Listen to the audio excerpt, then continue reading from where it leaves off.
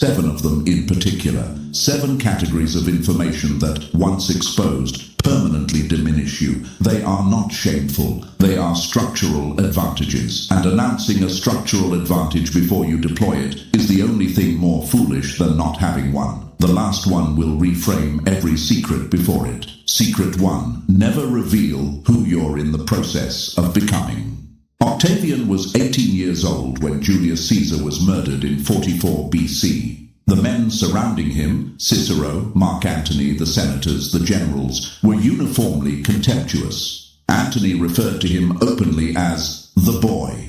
Cicero, the greatest orator of the age, wrote letters describing Octavian as a useful pawn, someone to be praised, used briefly, and then pushed aside when his purpose was spent. Intelligent men, powerful men, men who had navigated Roman politics for decades, they all made the same mistake. They looked at the Octavian standing in front of them and concluded they understood him completely.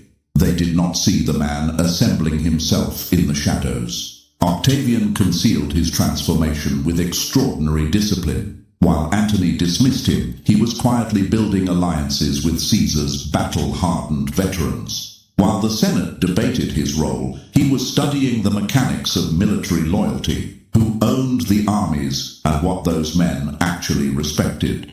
While every player on the board calculated his weakness, he was engineering the structural conditions that would make him, within 15 years, Augustus, the sole ruler of Rome, architect of an empire that would outlast every person in that room by 4 centuries. Every single person in that political landscape adjusted their behavior based on who they thought Octavian was, not who he was becoming. By the time the transformation was complete, it was too late to adjust. This is what Machiavelli observed in every great survivor he studied. The most dangerous version of you is the version that hasn't announced itself yet. Think about your own life. Right now, something beneath the surface is changing. You are building a competency they don't know about. You are accumulating something they can't see. You are, slowly and irreversibly, becoming more than what the people around you have calculated you to be. The instinct, the very human, very self-defeating instinct, is to announce it, to say, I'm working on something big, to let them see the outline of the structure you're building. This feels like honesty. It feels like closeness. What it actually does is give them the blueprint of what to undermine. When people can see you in transition, they locate the exact moment when you are most vulnerable, halfway between who you were and who you're becoming. That is the window where discouragement is offered, where doubt is planted with a smile, where one precise comment at the precise right moment can hollow out months of quiet work. The transformation that arrives in silence arrives with full force. No warning, no window of attack, no blueprint to study, no line of defense prepared in advance. Most people hear this and think, keep your plans quiet. That's the surface lesson. It misses something deeper, something the next secret reveals, because there is a more catastrophic disclosure than your plans, one that almost nobody guards, and once you see it, you'll realize you've been making this mistake your entire life. Secret 2. Never reveal how you read people. This is the one nobody discusses. Most people understand on some level that you shouldn't reveal your weaknesses. They know, intellectually, not to show all their cards, but almost nobody understands the catastrophic cost of revealing the mechanism by which they perceive. Machiavelli, in chapter 18 of The Prince, does not simply instruct the prince to conceal his intentions. He instructs him to conceal his nature, his fundamental disposition toward the world, his way of seeing. Because if people understand the framework through which you analyze them, they stop revealing themselves to you. They begin performing for your framework. They give you a curated version of themselves, calibrated to exploit whatever patterns you've taught them you look for. Charles-Maurice de Talleyrand Périgord was arguably the greatest political survivor in European history. He served consecutively the Ancien Régime, the French Revolution, Napoleon, the Bourbon Restoration, and the July Monarchy. 5 radically incompatible power structures across 50 years of the most turbulent upheaval the Western world had seen. Every one of those regimes should have destroyed him. None of them did. His secret was not simply that he was brilliant, though he was. His secret was that none of his employers ever understood what he actually saw when he looked at them. He never revealed the signals he was reading, the patterns he was tracking, the conclusions he was quietly drawing. He made his intelligence invisible. He appeared warm, occasionally indolent, a man who seemed to observe less than he did. At the Congress of Vienna in 1814, France arrived as the defeated nation. Napoleon had been exiled to Elba. Every other major power, Britain, Austria, Prussia, Russia, arrived expecting to carve up Europe without French input. France had no right to be at that table with any leverage. And yet Talleyrand walked away from Vienna, having preserved France's status as a great power, having driven a wedge between Russia and Britain, and having positioned France as the indispensable equilibrium in the new European order. He achieved this because he could read the fractures between the other powers before they could read them in each other. He saw the private tension between Metternich and Tsar Alexander. He sensed Britain's genuine terror of Russian expansion. He read the room at a frequency the other delegates could not access. But, and this is the critical point, none of them knew he was doing it. They saw a sociable, slightly faded French aristocrat making reasonable proposals. They didn't see the intelligence engine running beneath the surface. The moment you let someone know how you analyze them, what you look for, what betrays them, what you notice when they think nobody is watching, they stop revealing themselves naturally. They start performing.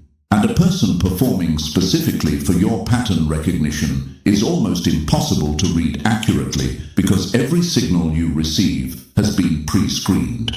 Go back to the first secret. The transformation you're protecting is only sustainable if the people around you can't read the signals of change. They can only read those signals if they know what to look for. They only know what to look for if you've shown them your method. The two secrets are interdependent armor and strategy, but the third one is the blade, and it has nothing to do with concealing information about yourself. It has everything to do with concealing your relationship with time.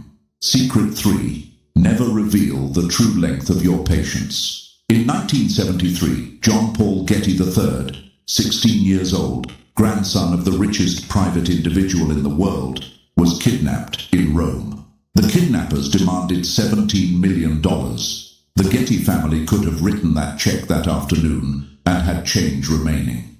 J. Paul Getty Sr. refused to pay. He issued a public statement saying that paying would put his 14 other grandchildren at risk. The press called him a monster. His daughter-in-law was in anguish. The kidnappers were confused, then furious, then desperate. 5 months passed. They cut off the boy's right ear and mailed it to a Roman newspaper. The world reacted with horror. Getty still waited. He eventually settled for $2.2 million, the exact maximum deductible under U.S. tax law at the time. Not a dollar more. What the kidnappers discovered, far too late, was that they were negotiating against a man whose urgency had no visible bottom. When you cannot locate your opponent's emotional timeline, when there is no deadline to exploit, no desperation to press against, you have no lever. Pressure requires a wound to press against. Getty refused to show them where the wound was. Francis Bacon, in his 1625 essay of Simulation and Dissimulation, wrote something that has never received adequate attention in the 4 centuries since. The man who conceals his timeline holds the future as a private possession. The man who reveals his deadline hands the future to his opponent as a weapon. Think about the negotiations you've conducted in the last year. A salary discussion, a contract, a relationship dynamic, a decision about time. At some point, did you reveal your urgency? Did you let them see your timeline? When you needed an answer, how long you could hold your current position, what you'd accept to resolve it faster. The moment your urgency becomes visible, the dynamic shifts entirely. They delay, they stall, they wait. Time has become your enemy and their ally.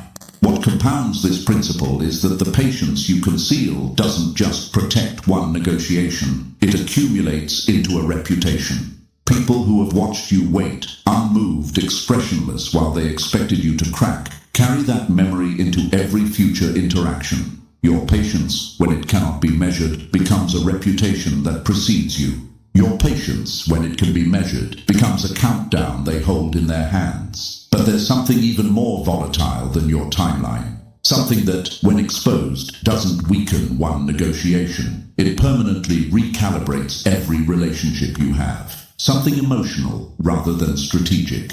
The next secret is the one most people expose without realizing they've done it. Secret 4. Never reveal who you've already mentally exited. Before you formally leave anything, a job, a relationship, an alliance, a friendship, there is a gap. A period of time between the moment you privately made the decision to leave and the moment you announced it. Most people close that gap immediately.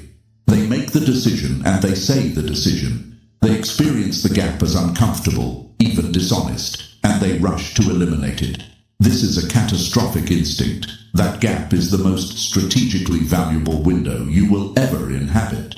Inside it, you have something irreplaceable. The appearance of continued investment without the actual vulnerability that investment creates. You are observing without being observed.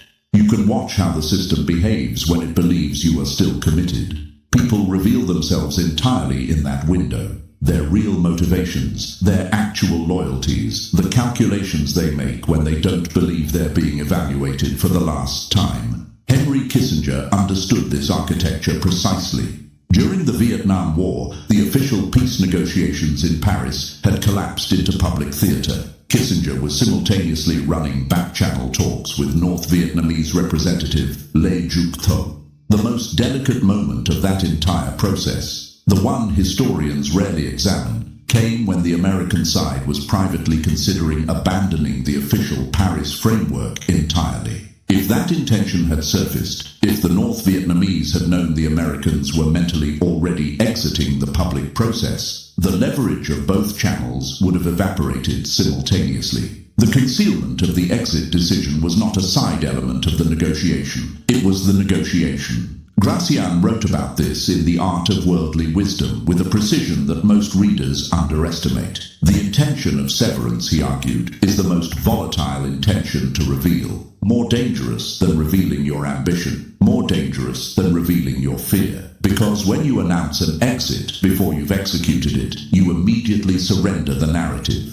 You tell someone you're considering leaving before you're ready to act. And two things happen immediately, and neither serves you. They begin building their counter-narrative before you've finished building yours. They brief others before you can. They begin the subtle, systematic work of pre-discrediting your departure, so that when it finally comes, it reads as failure rather than decision. Your exit becomes their story. Your silent exit is your sovereignty. Your announced exit is their opportunity. An exit decision executed without prior announcement arrives as a fact, not a proposal, not an opening for renegotiation. Facts carry a weight that proposals never will. The door closes, and a closed door cannot be bargained with. Paired with this silence is something even more specific, a piece of information that is not emotional, but numerical, quantifiable, and revealing it, even once, creates a structural disadvantage that cannot be undone. Secret 5. Never reveal your flaw. The flaw is the minimum you will accept before you walk away. The lowest salary you take. The minimum level of treatment you'll endure before you disengage. The smallest offer you'd accept to close the arrangement. The baseline. The absolute bottom. Adam Galinsky, a researcher at Columbia Business School whose work on negotiation dynamics has been replicated across dozens of studies, has documented a pattern that should unsettle you. When one party in a negotiation reveals their BATNA, their best alternative to a negotiated agreement, their flaw, the opposing party consistently adjusts their offer to land precisely at that flaw, not generously above it, exactly at it. You have announced the minimum you'll accept. Why would they